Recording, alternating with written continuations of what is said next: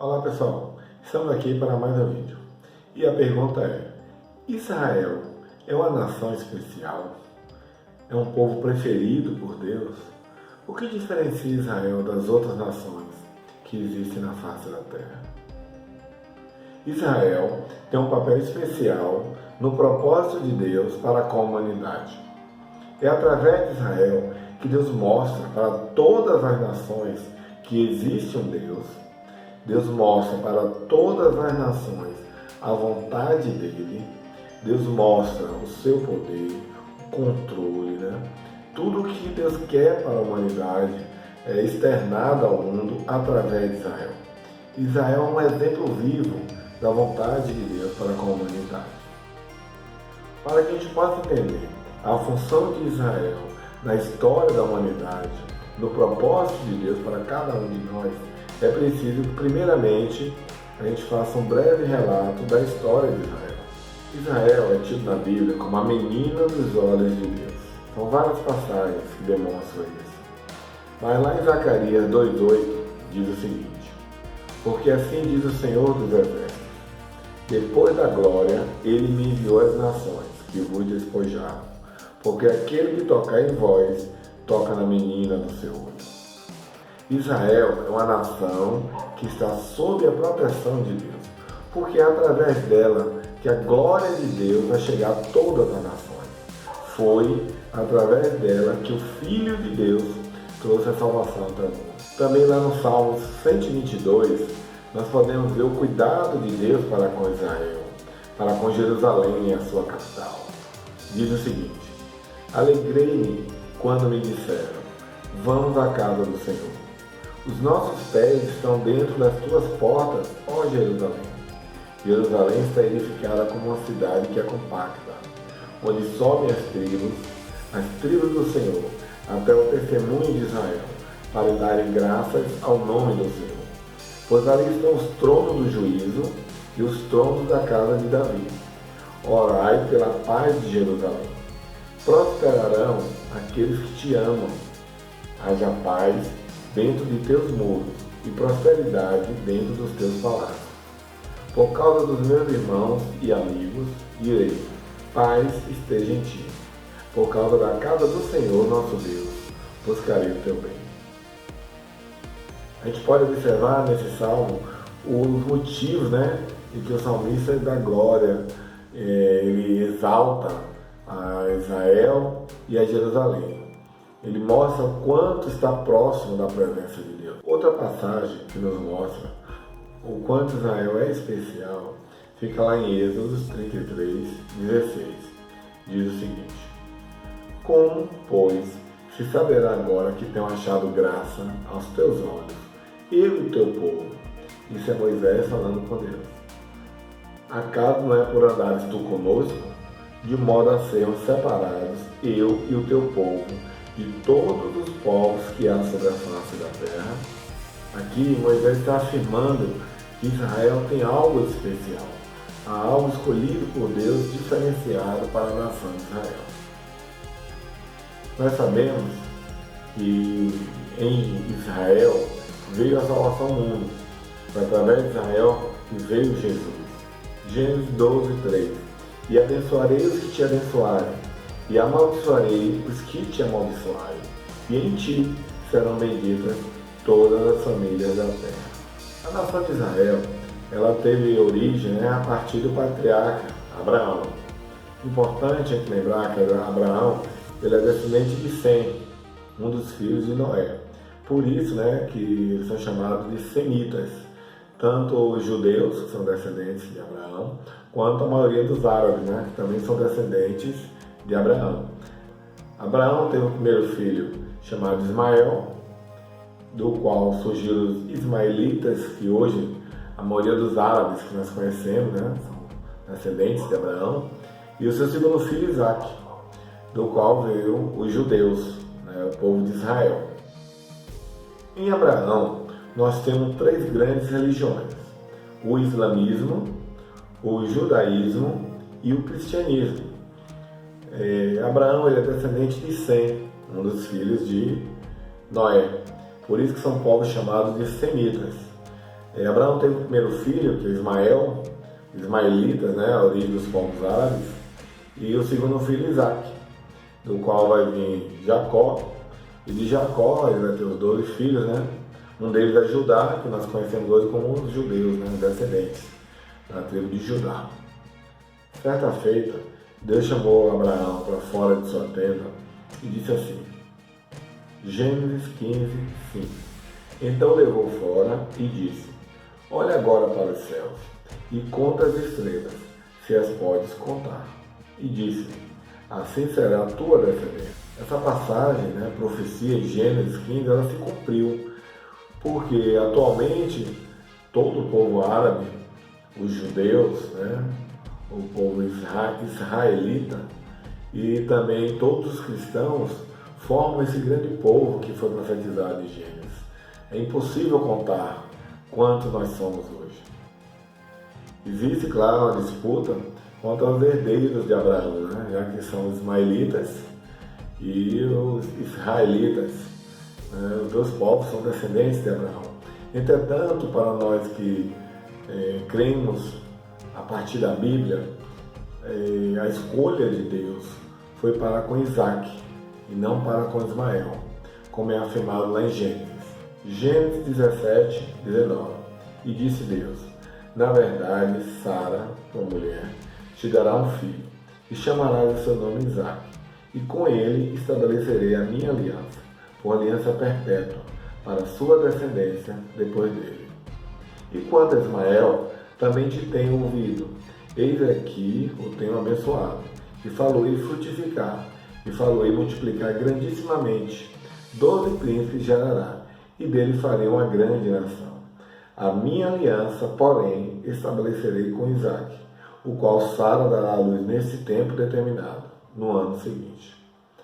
Ou seja, como a gente pode ver lá em Gênesis, a promessa de Deus foi para com Isaac, e apesar de Ismael ser o primogênito. Entretanto, Ismael é fruto da relação entre Abraão e a escrava de Sara, né, Agar, e não Sara. O primeiro filho de Sara é Isaac.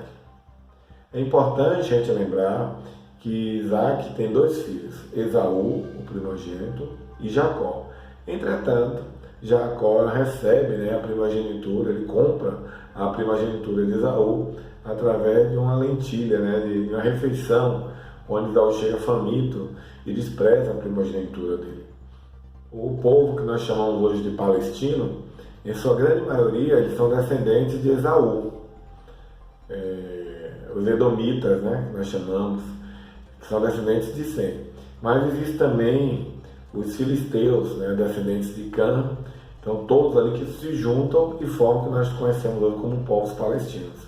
Que nós muitas vezes misturamos, né, como os árabes. Os árabes também povoam toda aquela região ali. E todos eles, né, hoje se unem contra Israel. Fica meio que solitário ali no meio. Em certa feita, como nós já vimos, né, em outro vídeo, Jacó ele tem um encontro com a figura e ele luta e pede uma bênção, né? Aquela figura ali então pergunta para ele, como é teu nome? Aí ele fala, é Jacó. Então ele fala, não te chamarás mais Jacó, mas sim Israel. Então ele recebe uma bênção, a partir dali que nasce a nação de Israel. Israel significa que ele luta com Deus. E durante toda a história de Israel a gente percebe o quanto, vamos dizer assim, é trabalhoso para Deus, né? Fazer com que aquele povo siga e obedeça os seus mandamentos. É um povo assim bastante rebelde. Mas não é melhor nem pior do que cada um de nós. Nós agiríamos da mesma forma. Israel, na verdade, ele é uma amostra da humanidade. Importante também a gente salientar que Jacó ele tem 12 filhos, né? E esses 12 filhos é que formam as 12 tribos de Israel. Um breve resumo da história de Israel nos diz o seguinte: foram 430 anos no Egito. Depois eles passam 40 anos no deserto. Após o fim da peregrinação, Josué assume o comando e eles fazem a reconquista, né, das terras que foram ocupadas por outros povos durante o tempo em que Israel esteve no Egito, no deserto. Após a morte de Josué, Israel passa um tempo sendo governado pelos juízes, né? Débora, Sansão, Gideão, até que o último dos juízes é Samuel. Samuel então vai ungir Saul, que vai ser o primeiro rei, e depois ele é substituído por Davi, Salomão e vários outros reis, até que ocorre a divisão do reino de Israel em Reino do Norte e Reino do Sul. O Reino do Norte, com a capital em Samaria, ele é destruído, pelo Império da Assíria e o povo é levado cativo para várias nações que pertenciam ao Império Assírio. O Reino do Sul permanece por algum tempo até que Nabucodonosor também conquista o Reino do Sul e leva cativo por 70 anos o povo de Israel para Babilônia. Após os 70 anos, nós vemos relação no livro de Esdras, Esther, Neemias, aí o rei Ciro é quem liberta o povo de Israel. Eles retornam para a reconstrução de Jerusalém. Inclusive isso foi profetizado, muitos anos antes pelo profeta Isaías. Lá em Isaías 44, 28. Que digo de Ciro? É meu pastor, e cumprirá tudo o que me apraz, dizendo, também é Jerusalém, tu serás edificada, e ao tempo tu serás fundada. Para que a gente possa continuar a história de Israel, também é importante a gente salientar que houveram durante a história da humanidade diversos impérios.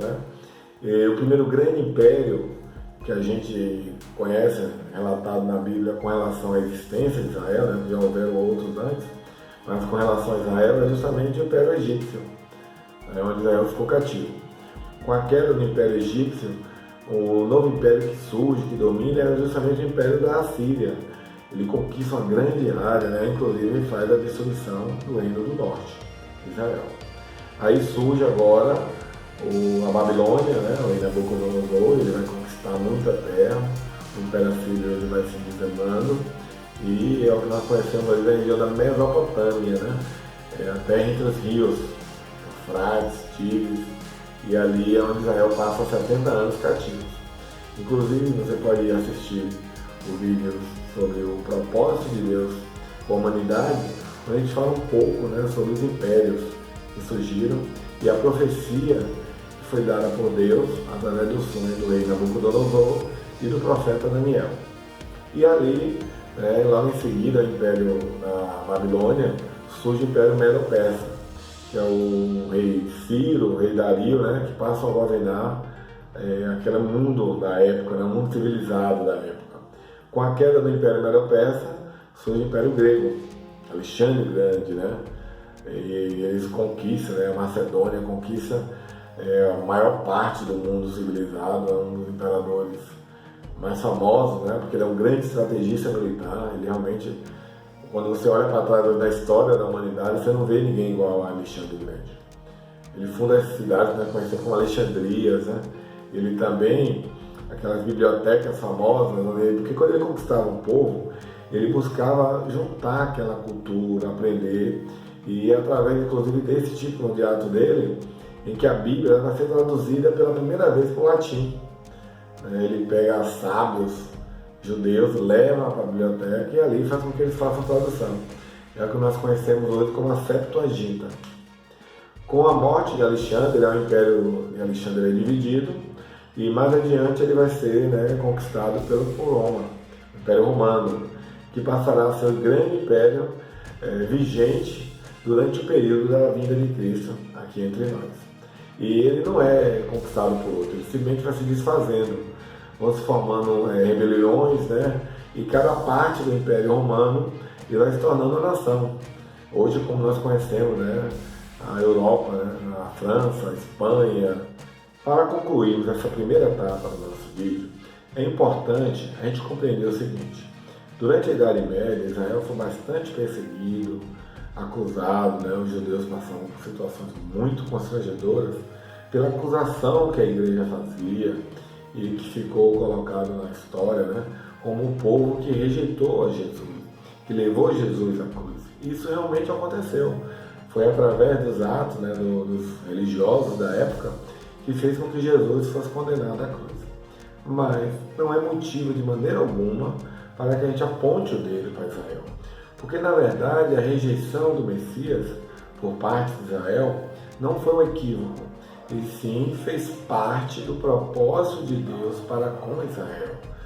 É um povo, né, que ele teve uma situação muito gratificante, né, de ter acompanhado a vontade de Deus, de ter presenciado tantas maravilhas, tantos milagres, de terem sido protegidos, né, de verem coisas extraordinárias acontecerem em prol deles. Mas mesmo tudo que eles viveram, eles pagaram um preço muito alto. Né? O preço da rejeição do Messias, até hoje eles carregam. Foi triste, foi complicado a história de Israel após a rejeição de Jesus. Nós sabemos, né, que após aquele ato, poucos anos depois, o templo é destruído, né, no ano 70 depois de Cristo, e no ano 135 Israel é expulso de sua terra. Então os judeus ficaram sem pátria, sem rei, né, sem ter onde morar, peregrinos espalhados por toda a face da terra, até o ano de 1948, quando o castigo terminou, né, quando a punição se cumpriu e o Estado de Israel voltou a ter. Mas em tudo isso, eles tiveram que pagar o castigo, claro, mas em tudo isso havia um propósito de Deus, porque foi através da rejeição do Messias por parte de Israel que a graça de Deus pode alcançar todos os povos. Mateus 21, 42 a 44. Disse-lhes Jesus: Nunca lestes nas Escrituras: a pedra que os edificadores rejeitaram, essa foi posta por cabeça de ângulo? Pelo Senhor foi feito isto. E é maravilhoso aos nossos olhos. Então ele fala aqui que foi Deus quem fez isso. Portanto, eu vos digo que o reino de Deus vos será tirado e será dado a uma nação que deu os seus frutos.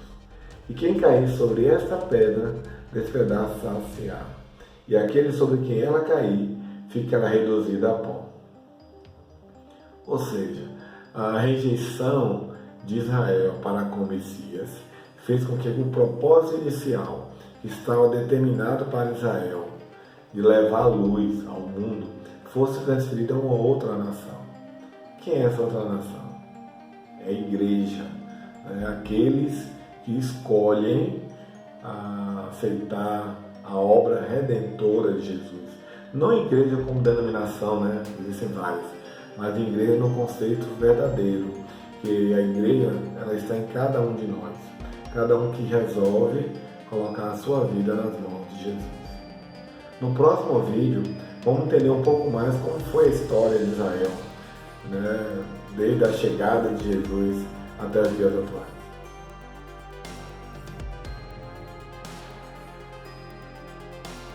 Até o próximo vídeo.